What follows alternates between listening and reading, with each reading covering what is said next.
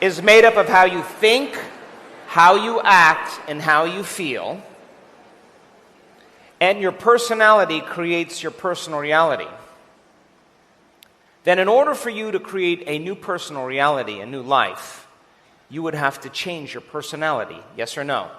You would have to change the way you think, change the way you act, and change the way you feel. And most people in their lives are trying to create a new personal reality as the same personality.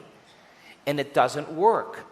And the repetition of doing the same exact routine every single day, thinking the same way, acting the same way, feeling the same way over and over again, by the time we're 35 years old, we go on autopilot.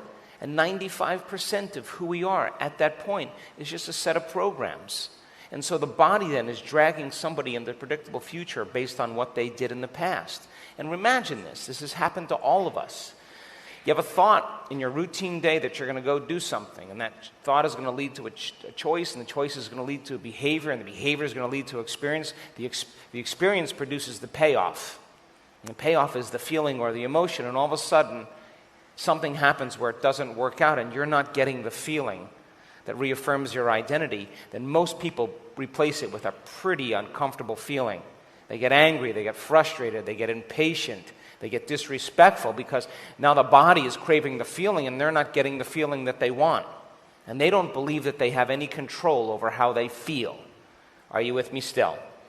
So then, if your personality creates your personal reality, and you're waking up every single morning and you're thinking the same way, acting the same way, and feeling the same way, and it's your environment, all the people and objects and things and places in your life that are controlling your thoughts and feelings, then we could say then your personal reality is creating your personality. And you're not thinking, acting, or feeling greater than your current known reality. And so then now we can say that a person is victim to the circumstances in their life because they'll tell you it's that person or that thing that's making me think, feel, and act this way. How many people are with me? But we say then that we create the world outside of us by the way we think and feel. So then the challenges and the problems in our lives are created from a certain level of consciousness or unconsciousness. Yes or no? And Einstein said, hey, you want to resolve that problem, you got to go to a greater level of consciousness than the consciousness that's created it. And that's evolution. Would you agree?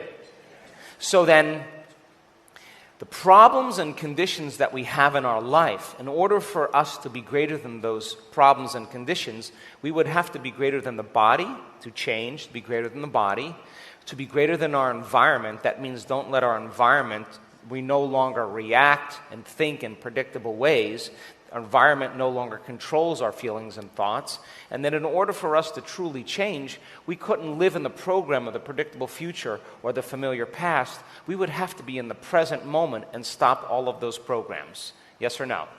Turn the person next to you and explain that.